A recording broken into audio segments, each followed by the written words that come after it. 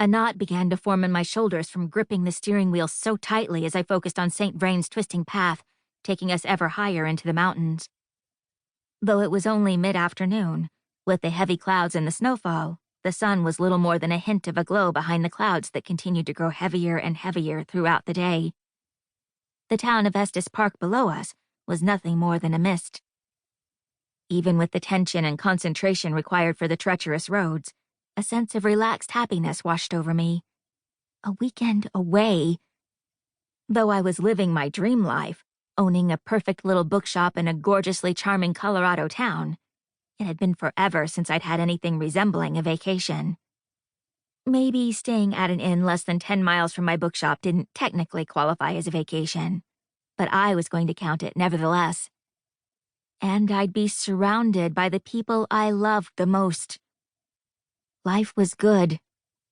So good.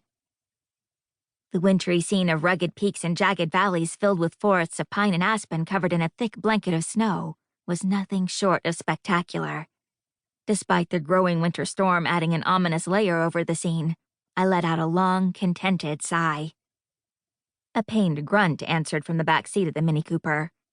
I dared a glance from the winding, snow-covered mountain road to inspect the rearview mirror. "Everything okay back there?" Katie attempted a smile. "I'm regretting every single Her eyes went wide, barely catching herself. "treat that I've made for our furry friend here.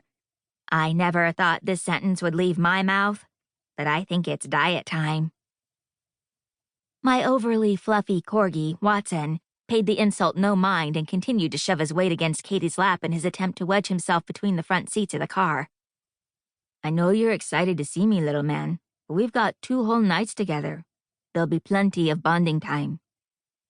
Beside me, Leo Lopez twisted around, simultaneously patting Watson and helping nudge his hearty backside off Katie's lap. "But if you crush our favorite baker, that's going to put a damper on the weekend." Katie took a relieved breath, freed from Watson's fluff, and swatted at Leo. "And if our favorite park ranger didn't have obnoxiously long legs, he could have squeezed himself into the back seat of the Mini Cooper and this whole situation would be avoided." "Can't help how the good Lord made me." Stretching farther, Leo ruffled the fur between Watson's ears, and then did the same to Katie's brown curls, earning himself another swat. "Plus, did I mention that I have claustrophobia issues?" "Really?" Katie's tone held a glower. "Did I imagine sitting through a 20-minute slideshow of your spelunking trip in New Zealand from a few years ago?" Leo turned back around, chuckling. "That was different. I wasn't going to pass up my chance to see the Arachnocampa luminosa." Katie grunted again as Watson made yet another attempt to get to Leo. "Just because you know the fancy word for glowworm doesn't mean you're not riding in the back seat on the way home." Overpowering a claustrophobic wave of my own at the idea of wedging through a tight, dark cave miles below the surface of the earth, my contentment grew at my friend's bickering.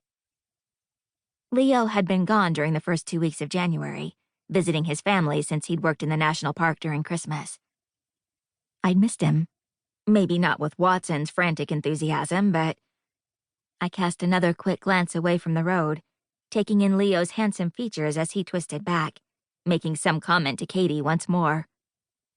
Before the holidays, I could have convinced myself I'd only missed him as a friend, or at least enough that I would have been able to avoid looking much deeper. I couldn't do that anymore, and the awareness of his presence made my skin tingle to such a degree I marveled the two of them didn't pick up on it. Or knowing Katie and Leo, they probably did.